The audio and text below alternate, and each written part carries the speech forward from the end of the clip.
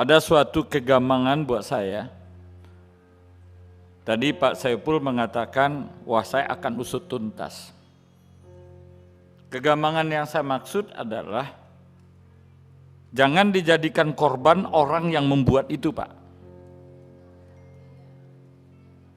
Ya, kasihan dia sudah bantu Bapak itu. Walaupun itu palsu, 262, 6 tahun ya. Dokumen negara palsu itu. Artinya harus baik-baik bermain diri. Ini kita live ini Pak. Kita dilihat. Ya sebenarnya niat dia bantu Kemenak. Tapi dalam kondisi tidak benar. Yang tidak benar itu adalah orang yang memaksa dia, "Liu bikin ini surat." Itu nggak apa-apa, Bapak pecat itu orang. Yang mengarahkan supaya orang itu membuat surat, itu yang Bapak berikan sanksi. Jangan orang yang sudah korban barangkali yang membuat surat itu yang Bapak korbanin. Kami bela mati-matian itu Pak. Ini sebagai tambahan. Ya, itu nggak benar itu. Acak kadut dut itu. Sedih kita kalau manajemen haji seperti ini. Gitu. Yang dikatakan ada SOP, ada yang dikatakan ada undang-undangnya, ada yang dikatakan KFA-nya. Gak ada satupun yang jalan terhadap itu. Yang jalan itu adalah gue mau ini yang jalan. Benar atau berdasarkan disposisi tadi itu. Itu yang jalan. Gak ada itu aturannya, SOP-nya semuanya gak ada. Gak dianggap jalan itu Pak. Kalau Bapak berdiri di tempat kami ini, kita sedih Pak.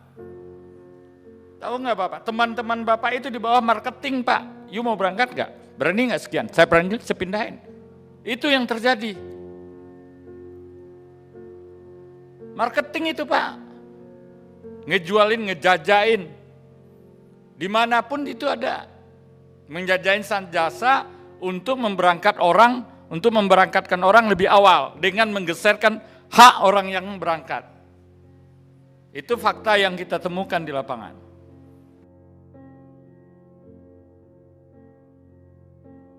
Kalau misalnya teorinya bagus, 1000% Pak Saiful benar.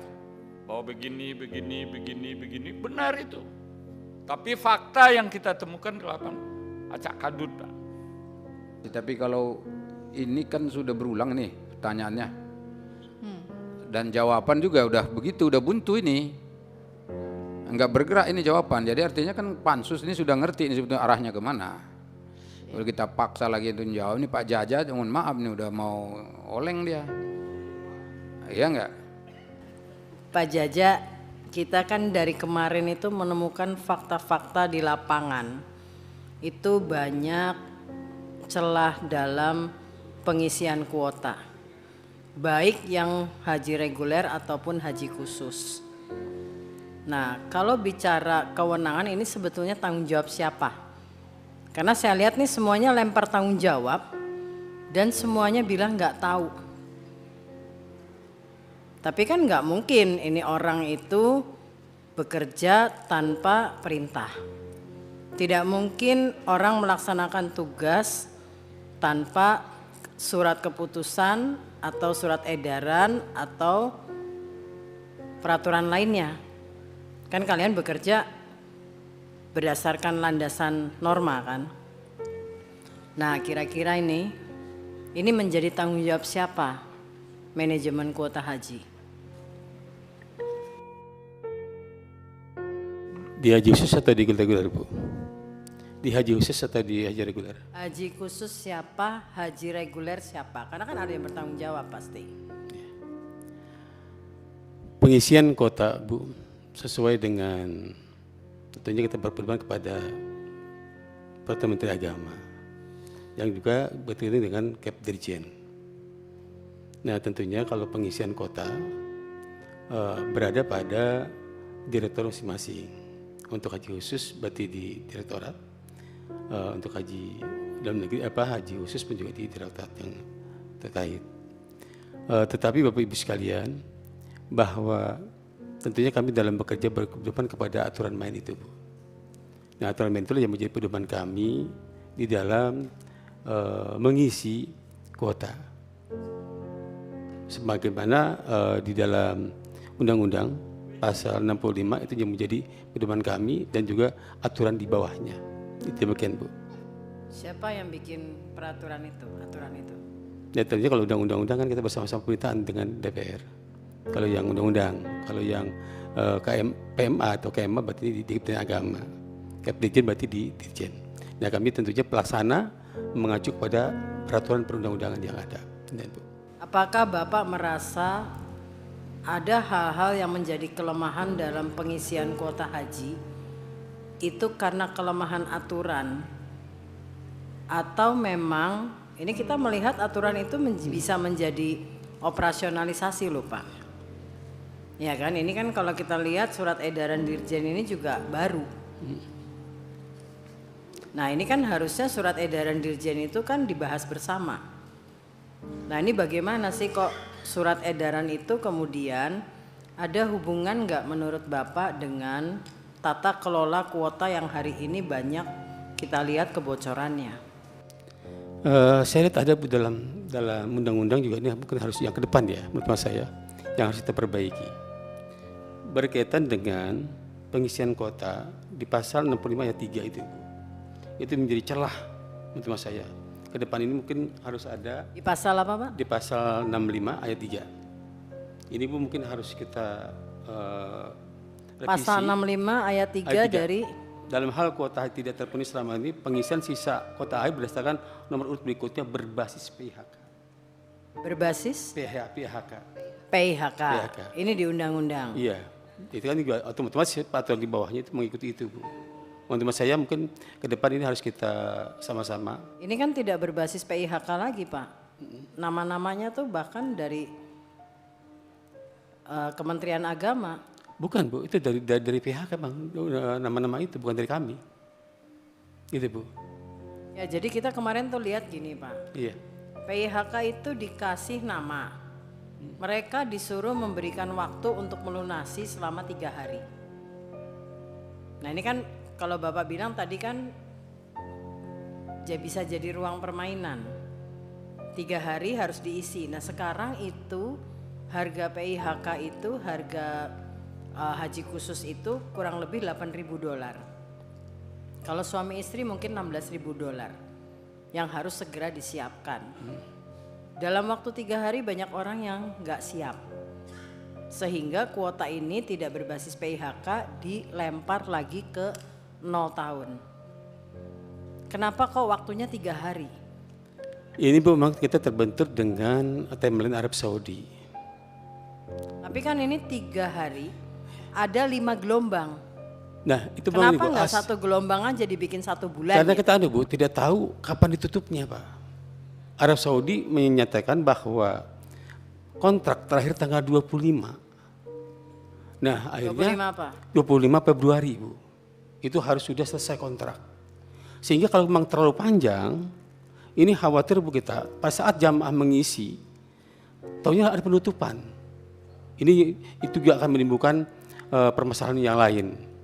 Nah untuk itu kami mensekat itu 3 hari dalam rangka mengantisipasi perubahan-perubahan yang ada di Arab Saudi. Karena Pak, kita konfirmasi ke Pak Nasrullah juga berkoordinasi dengan Kerajaan Saudi, masih dimungkinkan untuk itu. Ya, nah, tetapi itu Bang, batas akhirnya Bu tidak diumumkan oleh Saudi. Kenapa setelah Februari masih ada lagi surat untuk pengisian kuota sampai bulan Mei? Karena masih ada kuota yang kosong Bu. Dan kita koordinasi lagi dengan Arab Saudi, ini memungkinkan nggak nih untuk pengisian kuota? Dimungkinkan, kapan berakhirnya? Ini Bu yang kami tidak tahu kapan berakhirnya, itu yang menjadi sulit-sulitan kami untuk membuat panjang waktunya. Kita juga kemarin menemukan adanya pergantian tahun. Jadi berangkat itu daftar 2023 ditulisnya 2010 karena ada akses bisa intervensi terhadap Siskohat. Ini yang 0 tahun itu aja tadi 3.000 ya kan, 3.000 sekian.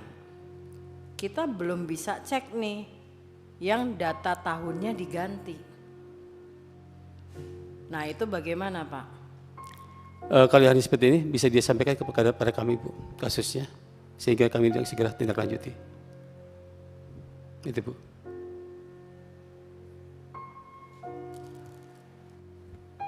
Teman-teman kami di Siskohat itu seperti yang saya sampaikan sebelumnya Pak Arteria, bahwa menerima daftar nama itu memang dari untuk reguler berarti berangkat dari subdit pendaftaran, yang untuk haji khusus dari subdit haji khusus sesuai. Tanpa mengkoreksi, terima mentah-mentah begitu saja ya.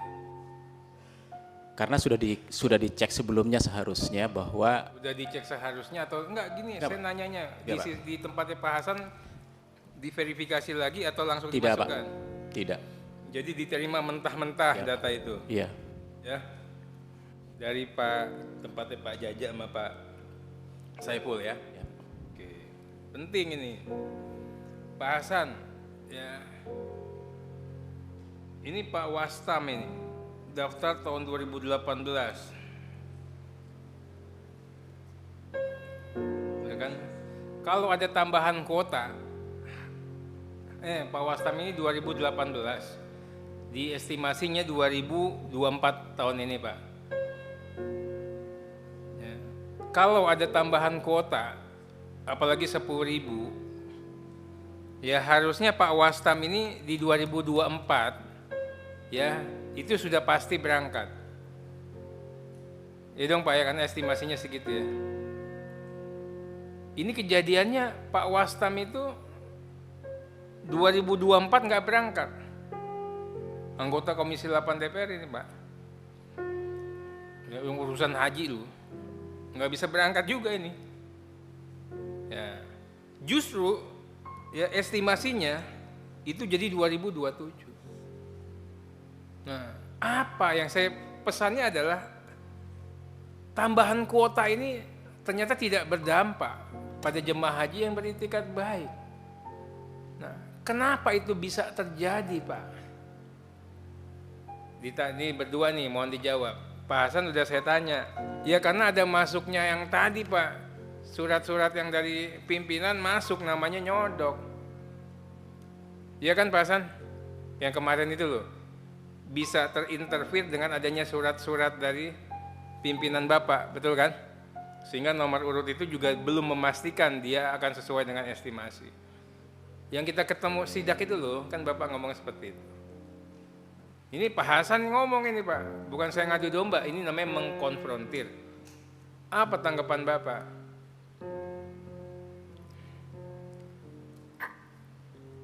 Bang Terry ini nanyanya ke dua-duanya, Pak Jaja dan siapa duluan Pak? Pak Wastam ini kota haji khusus atau reguler Pak? Oh khusus. Gitu. Memang Pak sekali lagi di haji khusus ini kan yang pengisian kota itu adalah tentu berbasis kota nasional. Yang kedua berbasis PHK dan kesiapan jamaah. Nah dari kriteria tadi Pak, tentunya pengusulan dari kriteria berbasis PHK tadi Pak, ini adalah dari PHK yang bersangkutan. Nah kami akan mencek kembali Pak, mengapa Pak Wasam itu padahal kuota tahun 2024 tetapi tidak diusulkan. Ini kan kami cek kembali Pak. Terima kasih Pak Teria. Ini mungkin Pak. Faktanya diakui.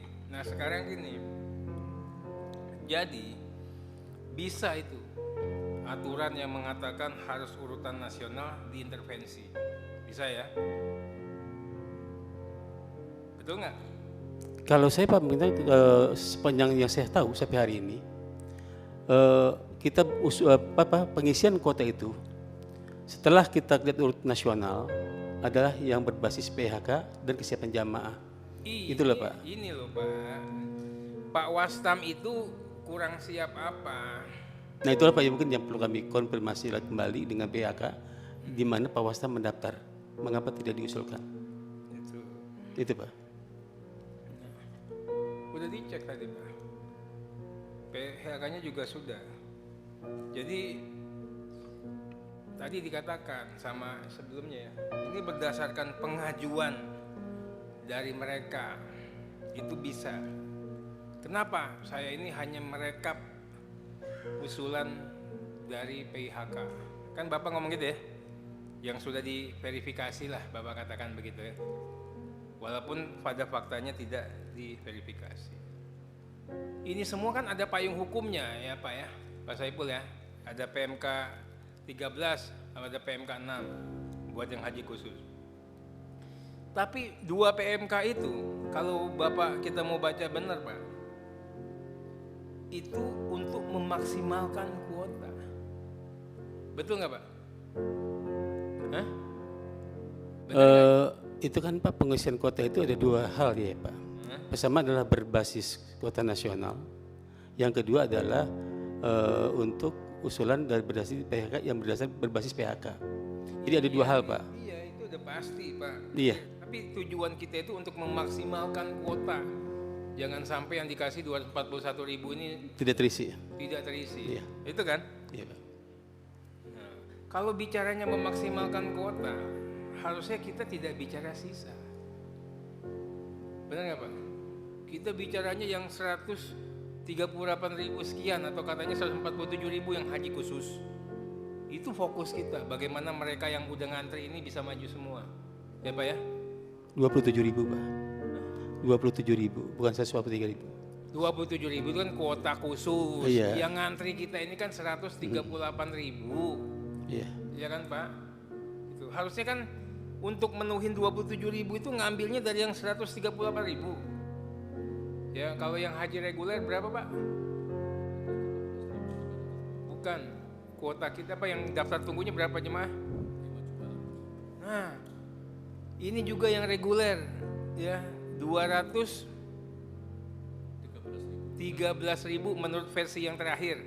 Ya kan? Itu kan harusnya untuk mengisi yang 5 juta yang sampai 25 sampai katanya 40 tahun itu kan? Ini 5 juta berapa sih Pak? Kita kok di Komisi 8 angkanya 5 juta terus nggak gerak? 5.300.000. Ini inget nih ya, karena kita selalu kalau ditanya 5 juta terus, kok nggak kurang-kurang gitu loh. Oke ya. Logika normalnya kan kita nggak bicara sisa, kita nyelesain yang itu aja, yang ngantri dulu kan. Ya Pak ya. Pertanyaannya, kenapa pada bulan Februari ya Bapak masukkan 0 tahun? Itu Pak.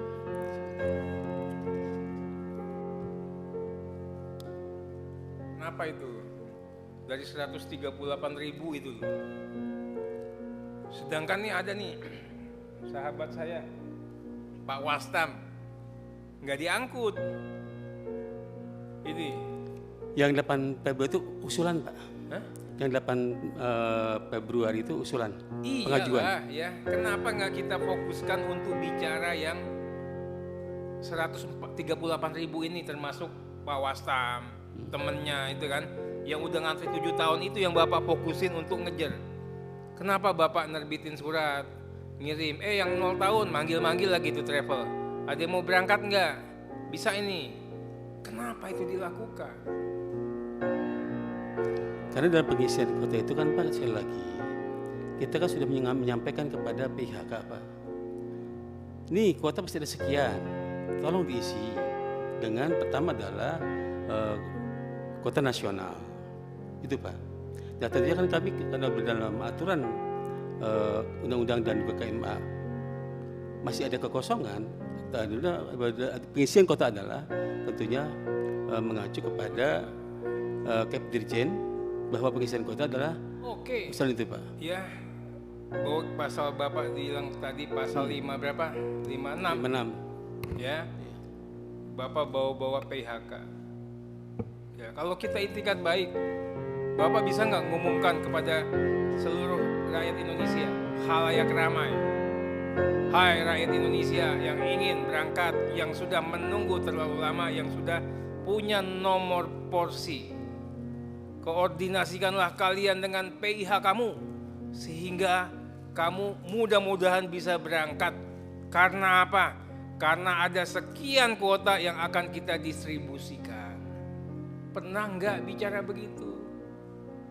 Ini yang kita katakan ada main kong kali kong. Coba kalau Bapak informasikan ke khalayak ramai, jamaah akan nanya ke PHK-nya. Wastam, Pak Wastam, tidak pernah diinformasikan oleh PHK-nya ada kuota.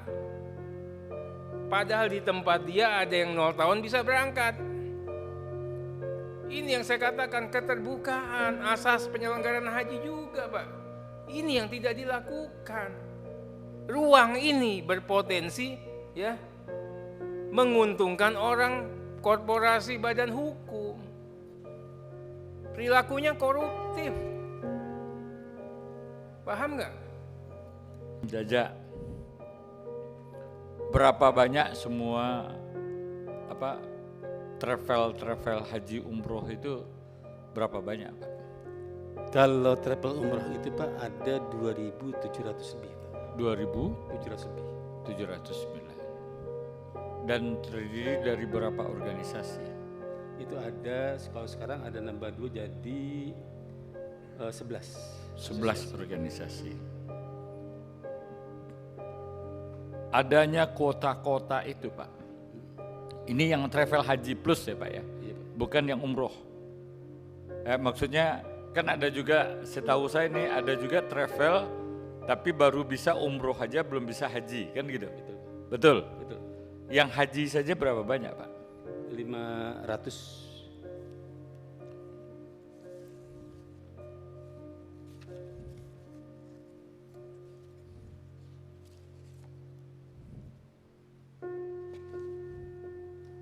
$559 kalau salah. 559. Terdiri dari berapa organisasi itu? Itu dia 11 itu. 11. 11 itu. 559. Bisa nggak Bapak memberikan kita daftar siapa aja travel haji itu yang mendapatkan kota itu, Pak? Ada Pak John? Sekarang bisa sekarang. Bisa. Boleh diberikan sekarang? Ada? Sudah ada? Apa dasar Bapak memberikan kuota? Apakah terhadap 529 itu sama semua diberikan kuota itu? Jadi Besaran. saat kita mengumumkan kuota Pak, kita berikan hak yang sama. Hah? Kebersihan hak yang sama. Silakan ini kuota ada, silakan isi. Jadi memberikan hak yang Masing-masing sama. di PHK itu kan Pak ada nomor porsi. Yang pertama sesuai dengan nomor porsinya. Yang masuk di tahun 2024. Sebab begini Pak, demi Tuhan ini saya bicara. Saya sumpah Pak. Ada travel yang datang ke mas saya. Pak John dan juga teman-teman. Kawan-kawan semua sudah mendapatkan kuota tambahan Pak John. Berilah kami kuota. Adatnya kami penuhi. Berapa Pak John bicara, kami penuhi. Kota apa saya bilang? Saya nggak bermain kota. Kami berani sekian Pak per kota. Itu orang yang datang sama saya Pak. Karena mereka saya tahu di Komisi 8 dan saya termasuk orang yang barangkali dianggap menguasai kota itu. Itu tandanya mereka nggak dapat Pak. Berarti pembagian kuota itu tidak objektif. Mereka perlu, bahkan berani bayar berapa yang saya minta. Apakah memang kondisinya demikian? Orang yang berani bayar baru mendapatkan kuota itu? Tidak Pak. Kami sudah membuat edaran kepada PHK Pak. Yang pertama adalah untuk mengantisipasi ini bahwa tidak ada dana yang disetor di Kemenang. Itu ada suratnya Pak, edaran kami. Ya, kalau ke Kemenak mungkin nggak ada Pak. Ada nggak subjektivitasnya? Saya Bapak udah disumpah nih. Ada nggak subjektivitasnya tentang pembagian kuota? Oh ini PT ini dapat sekian, PT ini dapat sekian, PT ini dapat sekian. Sebab ada beberapa PT, satu PT yang datang ke saya. Ya, Pak John, mintalah kita kuota itu. Kawan-kawan saya sudah dapat sekian, kami nggak dapat. Ada beberapa yang tidak dapat. Kami di bawah organisasi ini nggak dapat. Kami berani sekian. Apa tanggapan Bapak? Itu bohong, nggak mungkin atau bagaimana? Kami pernah mendengar itu, Pak.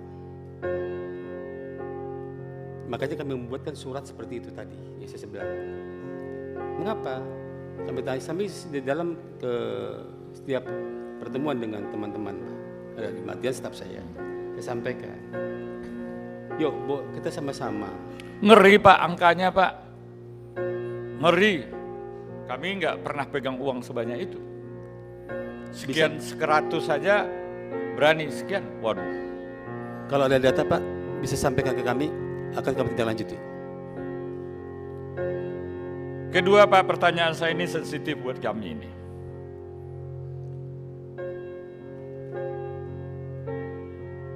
Ada suatu video disampaikan kepada yang beredar di luar. Saya nggak tahu itu idenya dari mana, informasinya dari mana. Bahwa kami Komisi 8 menerima sekian 3,5 miliar, apa sekian miliar. Siapa yang memberikan informasi itu Pak? Kami tidak tahu Pak. Fitnah betul ke kami. Kami panjakan berapa orang? 30 orang. Anggota dapat sekian, Kapoksi dapat sekian, pimpinan dapat sekian. Siapa yang melemparkan ide itu, isu itu Pak? Saya tidak tahu Pak kalau hal-hal isu yang begitu. Jahat betul memfitnah kami.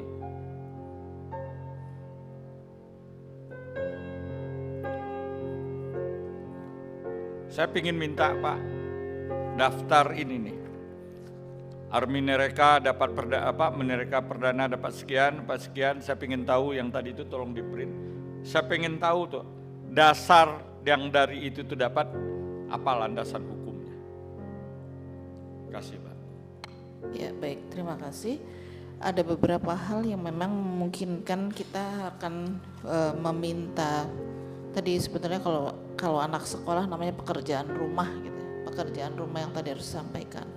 Ada surat yang ditanya Pak Arteria pada Pak Jaja, kemudian juga Pak Hasan, ada yang dimintakan tentang data yang sebelumnya yang belum diberikan.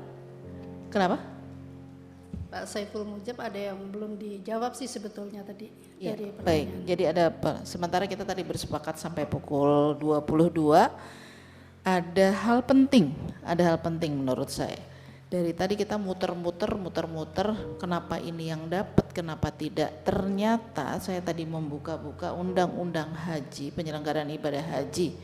Undang-Undang nomor 8 itu ada yang dilanggar dalam penyelenggaraan di pasal 2. Terkait dengan asas penyelenggaraan, yaitu transparansi. Bab itu yang kemudian kalau nanti dilihat di penjelasannya, bahwa transparansi itu harus ada kemudahan akses terhadap semua informasi terkait penyelenggaraan haji, terkait dengan keuangan, terkait dengan hal-hal lain, itu semua ada di dalam undang-undang. Jadi ketika kemudian mengatakan bahwa jika sudah tidak ada lagi, apakah itu sudah ditempuh gitu, transparansinya belum ditempuh, sehingga ada yang bahkan tidak jauh-jauh orang yang ada di ruangan ini saja, pansus ini saja bisa tidak mendapatkan informasi, tapi orang lain mendapatkan informasi. Kemudian dan bahwa mereka punya hak untuk mengetahui tentang hal tersebut tidak dipenuhi, itu berarti sebetulnya sebuah pelanggaran terhadap undang-undang.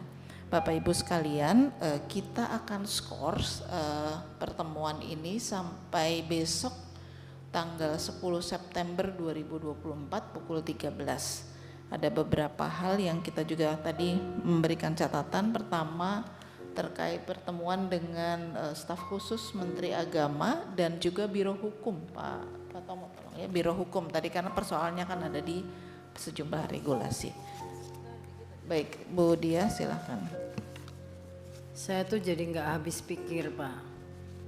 kenapa sih kuota reguler menjadi kuota haji khusus, sementara di haji khusus juga penyerapannya itu tidak mengikuti kaidah kuota berdasarkan sistem, dan malah ada kecenderungan susah menyerap juga gitu loh.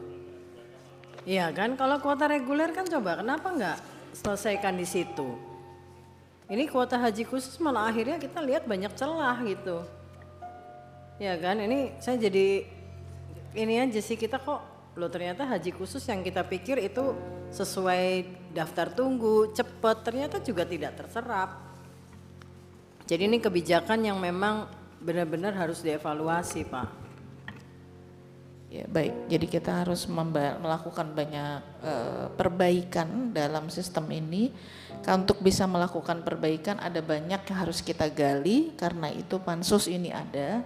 Maka dari itu kemudian kita akan lebih dalam dan lebih serius lagi membahas, menggali dari para saksi yang akan kita hadirkan. Bapak-bapak sekalian, terima kasih atas kehadirannya. Nanti kita ketika dipandang kita akan memerlukan lagi, akan diberikan undangan berikutnya dan PR-nya harus dikerjakan, gitu kan? Dikit, Ya. Bu Ketua. Ya, baik. Sama yang tadi kan saya udah kasih nomor, nanti tinggal dicek gitu. Sama Pak Saiful ya. Pak Saiful juga saya minta tolong ini nomornya ini Pak Saiful. Nomornya nomor awal ya, 10584415. 4415 atas nama Darojat Hadi Kusuma. Kode porsi gabungnya itu 10966 atas nama Wargana. Gabungannya ya Pak. Si Wargana itu sudah ditolak sama Kakan Menak, tapi lolos dia langsung main ke KBH-nya sama langsung bypass ke Kanwil. Nah ini dia bukan mahram tapi dipaksakan dan tidak ada ikatan keluarga.